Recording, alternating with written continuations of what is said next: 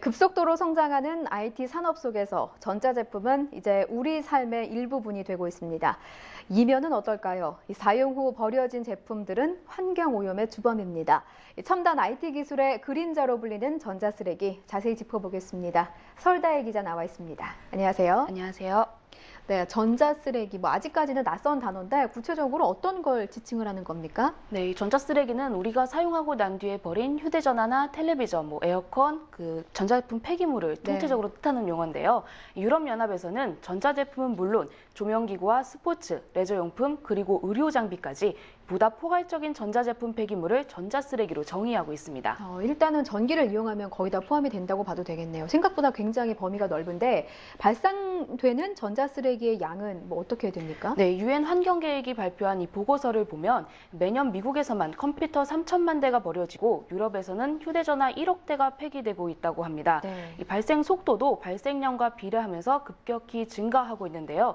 이 준비한 CG를 보시면요. 1992년 연간 1,400만 톤씩 발생하던 전자쓰레기가 지난해에는 무려 5천만 톤까지 발생했습니다. 네. 20년간 무려 3배 이상 증가한 셈입니다.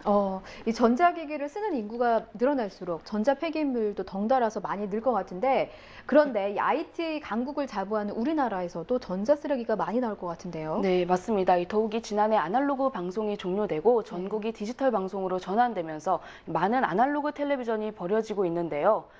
환경부 조사 결과 이 폐기된 아날로그 텔레비전은 2009년부터 지난해까지 무려 75만 대에 이르는 것으로 나타났습니다. 네. 여기 휴대전화도 한 몫을 하고 있다고 합니다.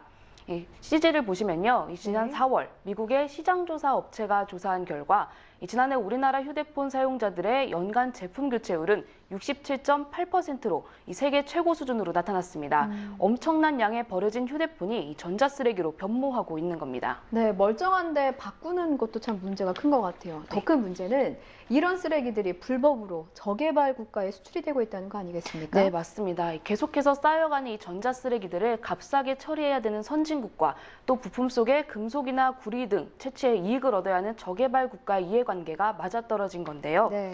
지금 보시는 화면은 지난 2002년 세상에 알려진 중국 광동성의 구이유 마을입니다. 곳곳에 쌓여있는 폐전자제품들이 마치 거대한 고물상을 방불케 하죠. 네. 주민들은 이런 폐전자제품을 손으로 부수고 또 아무런 안전장비 없이 회로기판을 불에 가열하기도 합니다. 바로 소량의 금속물질을 얻기 위해서인데요. 네. 이후 금속물질을 얻은 뒤 남은 플라스틱과 전선은 아무런 제재 없이 저렇게 태워집니다. 이렇게 처리된 폐전자제품이 환경오염은 물론 사람들의 건강에도 악영향을 미치는 것이죠. 네, 화면 보니까 유독가스도 참 많이 나올 것 같고 부상의 위험도 있는 것 같고요. 그런데 그렇다고 전자기기를 또 안 쓸 수는 없는 노릇이고요. 앞으로 조금이라도 줄이려는 노력은 필요할 것 같은데요. 네, 때문에 전 세계에서는 전자제품 폐기물을 줄이기 위해 노력을 하고 있습니다. 네. 이 생산자 책임 재활용 제도나 재활용 센터들을 운영하면서 전자쓰레기를 줄이는 데 노력하는 건데요. 우리나라도 서울과 울산 등의 리사이클링 센터를 운영하면서 폐전자제품을 다시 사용할 수 있도록 하고 있습니다. 네, 한예로 서울에 위치한 SR센터는 서울시에 있는 소형 전자제품을 모아 재활용하는 곳입니다. 네. 공공주택이나 아파트에 별도의 수거함을 설치해 버려지는 폐전자제품을 모아 분류 작업을 하는 건데요. 모아진 폐전자제품은 외부 선별을 거쳐 재활용이 불가능한 부품은 폐기 처분되고 이후 재질별로 분류해 다시 재활용되거나 중고 거래 장터로 팔려나가는 겁니다. 관계자들은 이 과정을 통해 상당량의 폐전자제품이 재활용이 가능하다고 말하는데요. 관계자 인터뷰 들어보시죠. 약 80% 정도가 재활용이 되고 있고요. 금속을 포함한 플라스틱이라든지 다양한 자원들이 나오고 있습니다. 가전제품 중에 컴퓨터를 예를 든다면 컴퓨터 한 대는 약 10kg 정도가 되고요. 거기서 재활용이 되는 것들은 한 8kg 정도 된다고 보시면 됩니다. 네, 이런 게 바로 현명한 방법이죠. 그럼 개인적으로 할 수 있는 노력들에는 어떤 게 있습니까? 네, 아무래도 가장 중요한 건 사용자들이 잘 분리해서 버리는 것인데요.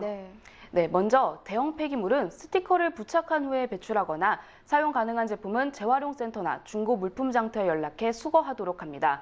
또 휴대폰의 경우 배터리를 분리하지 말고 본체 충전기와 함께 신제품 교환 시에 해당 대리점을 통해 배출하거나 가까운 우체국 등 휴대폰 수거함으로 배출하는 것이 바람직합니다. 네, 그렇습니다. 이 무심코 버린 전자쓰레기가 환경을 해치고 건강을 위협하는 만큼 현명한 소비가 필요한데요. 재활용이나 올바른 폐기법에도 관심을 가져야 할 것 같습니다. 설 기자 수고했습니다.